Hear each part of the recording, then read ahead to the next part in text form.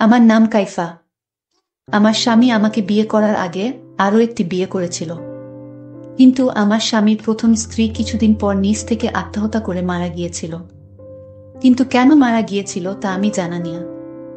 আমি এখন ওনার দ্বিতীয় স্ত্রী। আমার স্বামীর বাড়িতে গিয়ে আমার স্বামীর প্রথম স্ত্রী কেন মারা গিয়েছিল তা জানার জন্য আমি বেকুল হয়ে যাই। কিন্তু স্বামীর বাড়িতে যাওয়ার কিছুদিন পর আমার সাথে ঠিক একই ঘটনা ঘটল। তখন আমার মরা ছাড়া কোনো উপায় ছিল না। বাকি ঘটনাটা গল্পতেই বলি। কি প্রকাণ্ড একটা বাড়ি, চারদিকে খুব উঁচু করে প্রাচীর দেয়া, লোহার নিশ্চিদ্র গেট, চারপাশে কোনো আলো নেই, সব মিলিয়ে বন্দিখানা বলা চলে। এই বাড়িটাই জিহাদের। কাইফা ভয়ে ঢোক গিলে। কিভাবে এখানে থাকবে সে, বাবা, মা, দাদি, নীলু বাবা আর মোজাম্মেলকে ছেড়ে? বাড়িতে ঢোকার পর একজন বয়স্ক পুরুষ আর একজন কম বয়সী মেয়েকে দেখতে পেল ওরা। দুজনই সবুজ পাড়ের সাদা শাড়ি পরে আছে, হাতে মোমদানি। জিহাদ বলল, ইলেকট্রিসিটি নেই, একটু পর চলে আসবে, তোমরা চিন্তা করো না। বয়স্কা পুরুষটি কাইফাকে দোতলার একটা রুমে নিয়ে গেল। রুমটা সাজানো, চারপাশে মোমবাতি জ্বালিয়ে রাখা আছে। কাইফার সাথে নীলু আর মোজাম্মেলও ছিল। পুরুষটি বলল, আপনারা এখন গেস্ট রুমে যান, স্যার আসবে। নীলু জার্নি করতে পারে না, এতখানি জার্নি করে একদম নেতিয়ে পড়েছে সে। তাই কাইফাকে বিদায় জানিয়ে নীলু আর মোজাম্মেল চলে গেল। কাইফার খুব ভয় ভয় করতে লাগলো। চারপাশটা নীরব হওয়ায় গাছের পাতা নড়ার শব্দ কেমন ভয়ঙ্কর লাগছে। তবে সব ভয় ছাপিয়ে আরো একটা ভয় কাইফার মনে দানা বেঁধেই চলেছে। ওই লোকটা কি করবে না করবে, সে তো মানসিকভাবে একদমই প্রস্তুত নয়। এমন সময় জিহাদ রুমে এসে ঢুকল, দরজার ছিটকিনি লাগালো। কাইফা চমকে উঠল, উঁচু স্বরে বলল, আপনি দরজা আটকাচ্ছেন কেন? পরক্ষণেই ভয় কেটে গেল। এই মানুষটি তার স্বামী। কাইফা নিজেকে সামলে জিহাদের দিকে তাকালো। এই প্রথম। মা ঠিকই বলেছে, এই লোক আসলেই সুদর্শন। কানের কাছে রূপালী চুলগুলো মানিয়ে গেছে তার চেহারার। কাইফা দৃষ্টি নামিয়ে ফেলল। জিহাদ বলল, কাইফা তুমি ঘুমিয়ে পড়ো, সারাদিন জার্নি করেছ। কাইফা অবাক হয়ে তাকিয়ে রইল। জিহাদ আরো কিছু বলতে যাচ্ছিল, হঠাৎ দেয়ালের দিকে তাকিয়ে চুপ করে গেল। কাইফা দেখল পলকেই জিহাদের চেহারা কেমন হিংস্র হয়ে উঠেছে, রাগে কাঁপছে সে। কাইফা ভয়ে ভয়ে জিজ্ঞেস করল, কি হয়েছে আপনার, এমন করছেন কেন? জিহাদ জবাব না দিয়ে চিৎকার করে ডাক দিল, বাবা বাবা। বয়স্ক পুরুষটি ছুটে আসলো। কাইফাকে অবাক করে দিয়ে জিহাদ সেই পুরুষের গালে প্রচণ্ড জোরে একটা চড় বসিয়ে দিল। পুরুষটি ধপ করে ফ্লোরে পড়ে গেল। বহু কষ্টে সে উঠে দাঁড়ানোর পর আবার জিহাদ একই কাজ করল। এবারের চড়টা আরো জোরে ছিল। পুরুষটির ফ্লোরে পড়ে মাথা ফুলে গেল। জিহাদ দাঁতে দাঁত চেপে হিসিয়ে বলল, সোহানার ছবি কই? সোহানার ছবি কই বল? কাইফা ভয়ে থরথর করে কাঁপতে লাগলো। এত বয়স্ক বাবার বয়সী পুরুষের গায়ে কিভাবে হাত তুলতে পারল?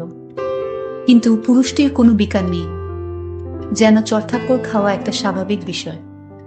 সে মাথা নিচু করে বলল, হীরা মামুনি রুমে রেখেছি, ভেবেছি নতুন বউ আসবে, কিছু যদি মনে করে।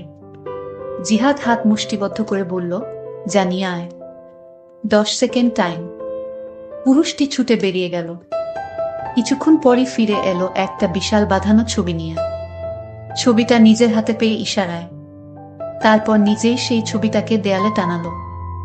ছবিতে একটা মেয়ে লাল বেনারসি পরে তাকিয়ে আছে, যেন কাইফার দিকেই। জিহাদ ছবিটায় খানিকক্ষণ হাত বুলিয়ে দিল, তারপর কাইফার দিকে তাকিয়ে বলল, এ আমার প্রথম স্ত্রী সোহানা, আমার প্রথম ভালোবাসা। ওকে না দেখলে আমার অস্থির লাগে, কিন্তু ও তো আর এই দুনিয়ার নেই, তাই ওর ছবিটা আমার শোবার ঘরে থাকে।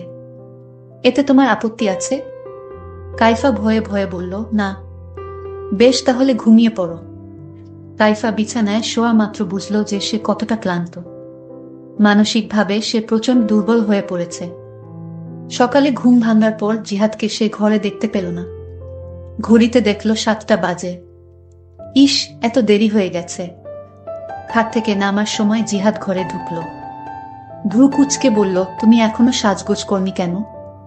নতুন বউকে এমন বিধবা বিধবা লাগলে কেমন করে হবে? আলমারি থেকে একটা লাল শাড়ি বের করে পরো। আর টেবিলে দেখো মালা আছে, মালাটা পরে নিও। কথাগুলো আদেশের ভঙ্গিতে বলে জিহাদ চলে গেল। কাইফা চোখের পানি মুছল। জিহাদের কথা মতো সেজে নিচে গিয়ে সে অবাক। নীলু আর মোজাম্মেল খাবার টেবিলে বসে আছে জিহাদের সাথে। কাইফাকে দেখে ওদের হাসি আরো বেড়ে গেল। কাইফা এসে একটা চেয়ারে বসল।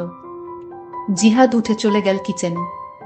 মোজাম্মেল বলল, জানো দুলাভাই আমাদের জিজ্ঞেস করে জেনেছে তোমার প্রিয় খাবার কি, তারপর নিজেই রান্না করেছে। এখনো করছে। কাইফা কি বলবে বুঝতে পারল না, বলল, কি বলছিস?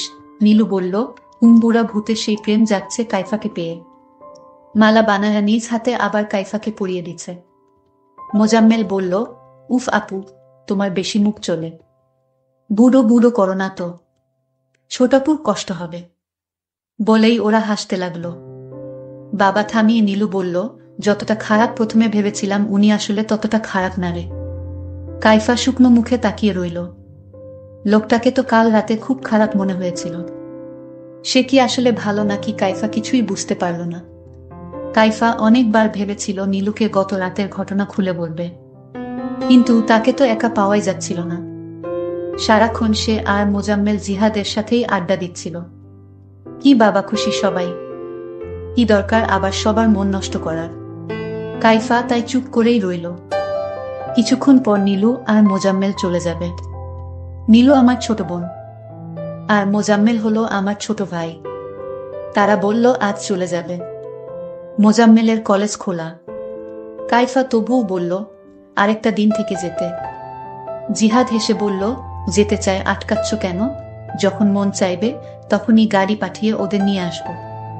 চোখের পানি মুছে কাইফা ওদেরকে বিদায় দিল।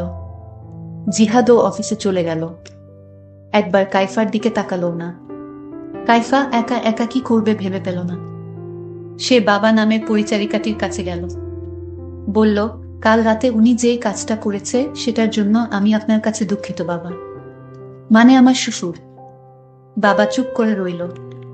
কাইফা আরো কিছুক্ষণ গল্প করার চেষ্টা করল, কিন্তু বাবা বলল, বোমা এ বাড়িতে মালিক শ্রেণীর কারোর সাথে অকারণে কথা বলা নিষেধ। এতে মালিকদের অপমান হয়। জিহাদ জানলে খুব রাগ করবেন। কাইফা অবাক হয়ে তাকিয়ে রইল। এত বড় বাড়িতে একা একা সে করবেটা কি? কোনো কাজও তো নেই। কাইফা দোতলায় উঠে গেল। যাওয়ার সময় বাবা পিছন ডেকে বলল, বোমা চিলেকোঠার ঘরে যাওয়া জিহাদের নিষেধ আছে, ওখানে যাবেন না। বাকি সব চাইলে ঘুরে দেখতে পারেন। কাইফা বেডরুমে এসে বসে রইল। তার ডায়েরিটা বের করল। লিখল, মা, আমার অনেক ভয় করছে। আমি তো এখনো অনেক ছোট, এখনো মানুষের মধ্যে থাকা অন্য রূপ ধরতে শিখিনি। কে খারাপ কে ভালো বুঝিও না। কেন তুমি আমাকে এত দূরে সরিয়ে দিলে? আমার খুব মন চাইছে এসব কিছু ছেড়ে ছুড়ে তোমার কাছে চলে আসি। কাইফা লেখা বন্ধ করল। দেয়ালে থাকা সোহানার ছবির দিকে তাকিয়ে রইল। ছবিতে সোহানাকে খুব হাসি খুশি দেখাচ্ছে। কাইফার মনে হলো ছবিটির হাসির মধ্যে রয়েছে বিদ্রুপ। সে যেন বলছে, দেখেছিস আমার স্বামী এখনো আমাকেই ভালোবাসে। কাইফার হঠাৎ মনে পড়ল যে জিহাদ আর সোহানার তো একটা মেয়ে আছে। সে কি এই বাড়িতে থাকে না? মেয়েটার নাম সম্ভবত হীরা। গতরাতে বাবা বলেছিল। কাইফা হীরাকে খুঁজতে লাগল। দোতলার শেষ ঘরটার দরজা খোলা। কাইফা একটু উকি দিয়ে দেখল একটা 10-12 বছর বয়সী মেয়ের হাত পা বাঁধা। কম বয়সী কাজের মেয়েটি তাকে খাইয়ে দেওয়ার চেষ্টা করছে। হঠাৎ কাইফাকে দেখে কাজের মেয়েটি বিস্ফোরিত চোখে তাকালো। বলল, ম্যাডাম আপনি এখানে এসেছেন কেন? যান তাড়াতাড়ি। কাইফা বলল, তুমি বাচ্চা মেয়েটাকে বেঁধে রেখেছ কেন? বলেই কাইফা হীরার কাছে গেল। হীরা বলল, প্লিজ আপনি আমার বাঁধনগুলো একটু খুলে দিন। কাইফা হীরার দিকে তাকালো। গায়ের রং শ্যামলা, কি টানা টানা চোখ, কি অদ্ভুত মায়া চেহারা। কিন্তু জিহাদ বা সোহানা কারো সাথেই চেহারার মিল নেই। কাজের মেয়েটি বলল, প্লিজ বাঁধন খুলবেন না। কাইফা কোনো কথা শুনল না। বাঁধন খুলে দেওয়ার সাথে সাথে ঘটালো অদ্ভুত এক ঘটনা। মুহূর্তেই হীরা প্রচণ্ড হিংস্র হয়ে উঠল। চিৎকার করে বলল, শয়তান, লোভী। আমার মায়ের জায়গা কাউকে নিতে দেব না বলে আচমকা কাইফাকে চড় মেরে বসল। এগিয়ে এসে কাইফাকে ধাক্কা দিয়ে ফেলে দিল। কাজের মেয়েটি কোনো রকমে হীরাকে ধরে রাখল। কাইফা ভয়ে দৌড়ে নিজের রুমে এসে দরজা আটকে দিল। তার সারা শরীর কাঁপতে লাগলো। একটু পর দরজার কড়া নাড়ার শব্দ শুনে সে আরো শিউরে উঠল। কিন্তু ওপাশ থেকে আওয়াজ আসলো, ম্যাডাম, আমি কাজের মেয়ে শিখা, দরজা খুলুন। কাইফা দরজা খুলে শিখাকে জড়িয়ে ধরে কেঁদে ফেলল। শিখা বলল, ম্যাডাম, হীরা মামনির মা নেই তো, তাই ও আপনাকে সহ্য করতে পারছে না। এর জন্য ওকে বেঁধে রাখা হয়েছে, নয়তো ও আপনার সাথে বা আপনার আত্মীয়দের সাথে খারাপ ব্যবহার করত। আপনি দয়া করে স্যারকে কিছু বলবেন না। মেয়েটা বড়ই দুঃখী। শিখা নামক কাজের মেয়েটি এই বলে চলে গেল। কাইফা মনে মনে বলল, আমি নিজেও অনেক অনেক দুঃখী। রাতে জিহাদ ফিরার পর কাইফা সবটা বলে দিল। জিহাদ কাইফার মাথায় হাত রাখল। বলল, তুমি আমার স্ত্রী। তোমাকে অনেক পছন্দ করে আমি ঘরে তুলেছি। তোমাকে অপমান করার অধিকার কারণ নেই। এরপর শিখাকে ডাকল জিহাদ। বলল, যাও হীরাকে নিয়ে এসো। শিখা কেঁপে কেঁপে বলল, স্যার, মাফ করে দেন, বাচ্চা মানুষ।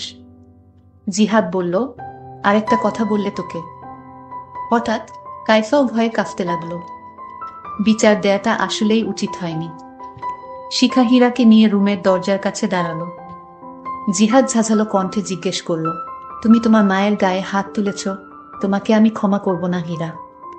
হীরা তার চেয়েও বেশি ঝাঁঝালো কণ্ঠে বলল, 2 দিন পর পর আপনি একটা করে রক্ষিতা ধরে নিয়ে এসে বলবেন এটা আমার মা, আর আপনি কি ভেবেছেন আপনাকে আমি ক্ষমা করব? জিহাদ দাঁতে দাঁত চেপে বলল, এই মেয়েকে 6 দিন কিছু খেতে দিবে না। শিখা কেঁদে ফেলল, বলল, স্যার, ও এমনিতেই 2 দিন ধরে কিছু খাচ্ছে না, প্লিজ স্যার। জিহাদ বলল, 6 দিন এর আগে এ বাড়ির কোনো খাবার যদি ওকে দিয়েছিস তাহলে তো জানিস আমার কথা অমান্য করলে কি হয়। শিখা হীরাকে নিয়ে চলে গেল। কাইফা কাঁদতে কাঁদতে বলল, বাচ্চা মেয়েটাকে মাফ করে দিন, আমার দোষ সব। জিহাদ কাইফাকে বলল, সতীনের মেয়ের জন্য এত মায়া দেখিও না। ওর ধারে কাছেও যদি তুমি গেছো তাহলে আমার থেকে খারাপ আর কেউ হবে না। কাইফা বলল, আপনি বলেছিলেন আমাকে সহজ হতে সময় দিবেন, তাহলে এখন কেন? জিহাদ বলল, অনেক সময় তোমাকে দিয়েছি। পুরো বাসর রাত আমি পাশের রুমে ছিলাম। হা হা হা করে হাসতে লাগলো। যথেষ্ট সময় দিয়েছি। কাইফা ভয়ে ফ্যাকাশে হয়ে গেল। জিহাদ বাতি নিভিয়ে বেশ কয়েকটা মোমবাতি জ্বালালো। সোহানার ছবির কাছে নিয়েও কয়েকটা মোমবাতি রাখল। বলল, দেখো সোহানা, তোমাকে ছাড়াও আমি চলতে পারি।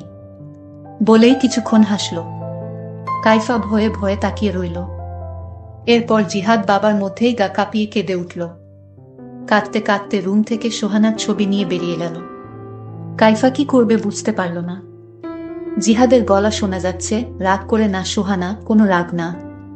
কাইফা ভালো করেই বুঝতে পারছে এর মাথায় সমস্যা আছে। সে খুব বড় বিপদে ফেসে গেছে। এখান থেকে পালাতেই হবে। তারপর আমি যখন পালানোর জন্য তৈরি হলাম, তখন আমার শ্বশুর আব্বা আমাকে বলল, বোমা, তুমি এভাবে পালিয়ে যেও না। জিহাদকে যদি তোমার ভয় লাগে তাহলে তুমি আমার রুমে থাকো, তাও তুমি পালিয়ে যেও না। শ্বশুরেরও কথা আমি কিছুতেই ফেলতে পারিনি। আর তাই শ্বশুরকে বললাম, আপনার ছেলের মাথায় কি কোনো সমস্যা আছে? শ্বশুর বলল, না, সমস্যা নেই, তবে তার প্রথম স্ত্রী মারা যাওয়ার পর থেকে মাঝে মাঝে এরকম হয়ে যায়। শ্বশুর অনয় বিনয় করে বলল, মা, তোমার যদি ভয় করে তাহলে তুমি আমার রুমে থাকো।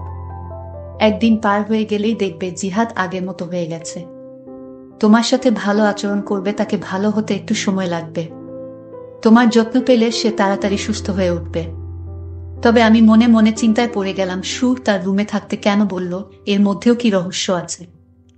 আরও তো অনেক রুম পড়ে আছে, ওই রুমে থাকার কথা না বলে শ্বশুর তার নিজের রুমে থাকার জন্য কেন বলল? ঠিক আছে, দেখি কি হয়। আমি শ্বশুরের রুমে আমার স্বামীর ভয়ে শুয়ে পড়লাম। আমার শ্বশুর নিচে পাটি বিছিয়ে শুয়ে পড়ল, আর আমি কাঠে শুয়ে পড়লাম। কিন্তু আমার চোখে কিছুতেই ঘুম আসতেছিল না। আমি ঘুমানোর চেষ্টা করলাম। হঠাৎ স্বামীর ডাক শুনতে পেলাম। স্বামী আমার নাম ধরে ডাকতে লাগলো, কাইফা, এই কাইফা, তুমি কোথায়? শুনছো না? তোমায় আমি ডাকছি। কাইফা তার স্বামীর কথাগুলো শুনতে পেল। কিন্তু কোনো উত্তর দিল না। তারপর আমার স্বামী নিশ্চুপ হয়ে ঘুমিয়ে গেছে মনে হয়। আমার শ্বশুর ভেবেছিল আমি ঘুমিয়ে গেছি, তাই শ্বশুর ধীরে ধীরে পাটি থেকে উঠল। আমি লক্ষ্য করছিলাম সুর আব্বা কি করে। তখন শ্বশুর আব্বা দেখলাম আমাকে একটা ডাক দিল, বুমা। যখন আমার কোনো সাড়া পেল না, আবার ডাক দিল। যখন কোনো সাড়া পেল না, তখন চুকেশ থেকে একটা সাদা রুমাল বের করলো, আর সেই রুমালে কি যেন মিশ্রিত করলো। তারপর আমার মুখের উপর ছুঁড়ে মারল। আমি তখন সাথে সাথে জ্ঞান হারিয়ে ফেলি। তারপর সকাল হলো, আমার যখন জ্ঞান ফিরল, আমি বুঝতে পারছি আমার সাথে কি হয়েছিল। আমার কাছে ব্যাপারটা অদ্ভুত মনে হলো। কেন আমার সাথে এমনটা হলো? আমি কি দোষ করেছি এই পরিবারে? আমি তো একটা গরিব ঘরের মেয়ে, কেন আমাকে সুর এবং আমার স্বামী আমার সাথে এরকম আচরণ করবে? আমি কি দোষ করেছি? আল্লাহর কাছে বারবার ভিক্ষা চাইছিলাম, আল্লাহ, এ পরিবার থেকে আমাকে বাঁচাও। আমি যখন রুম থেকে বের হচ্ছিলাম, তখন কাজের মেয়েটি আমাকে বলল, ম্যাডাম, আপনি কই ছিলেন? আপনার স্বামী আপনাকে খুঁজছিল। আমি কাজের মেয়েটির সাথে আজ ঘটে যাওয়া ঘটনাটা শেয়ার করলাম। কাজের মেয়েটি তখন কেঁদে কেঁদে বলতে লাগলো, আমার মা আছে, বাবা নেই, কিন্তু আমার মায়ের চিকিৎসা এবং পরিবারের খরচের জন্য এ বাড়িতে বুয়ার কাজ করি। রান্না থেকে শুরু করে সাহেবের মেয়েকে দেখাশোনা সবকিছু আমার করতে হয়। আচ্ছা, তোমাকে একটা প্রশ্ন করি। কাজের মেয়েটি বলল, কি বলবেন বলেন ম্যাডাম। আমি তখন কাজের মেয়েটিকে জিজ্ঞেস করেছিলাম, তুমি তো এ বাড়িতে অনেকদিন যাবত আছো। আচ্ছা, জিহাদের প্রথম স্ত্রী কিভাবে মারা গিয়েছিল? কাজের মেয়েটি বলল, ম্যাডাম, এ কথা যদি জিহাদ বা তার বাবা জানতে পারে, তাহলে আমাকে জানে মেরে ফেলবে। আমি বললাম, কিছুই জানবে না কেউ, তুমি নির্ভয়ে আমাকে বলো। তখন কাজের মেয়েটি যা বলেছিল তা শুনে মনে হলো আমার দম বন্ধ হয়ে আসছে। কাজের মেয়েটি বলল, জিহাদ স্যারের প্রথম স্ত্রী সোহানা নিজ ইচ্ছায় দুনিয়া থেকে চলে গিয়েছিল। আমি তাকে প্রশ্ন করলাম, কেন, তার সাথে এমন কি হয়েছিল যে সোহানা নিজ ইচ্ছায় ওপারে চলে গেল? কাজের মেয়েটি বলল, সব কারণ জিহাদের বাবা মানে সোহানার শ্বশুর। সোহানার শ্বশুর সোহানার সাথে অদ্ভুত আচরণ করত। একদিন সোহানার সাথে এমন ঘটনা ঘটিয়েছিল যেটা কোনো বুমার পক্ষে মেনে নেওয়া সম্ভব ছিল না, তাই সোহানার পক্ষেও মেনে নেওয়া সম্ভব হয়নি। সোহানা ম্যাডামকে জিহাদ স্যার খুব ভালোবাসত, আজ সোহানাকে হারিয়ে জিহাদ স্যার পাগলের মতো হয়ে গিয়েছে। আর প্রথম যেদিন আপনি এই বাড়িতে এসেছিলেন, তখন তো আপনি নিজ চোখে দেখতে পেয়েছিলেন জিহাদ তার বাবাকে জোরে জোরে চড় মেরেছিল।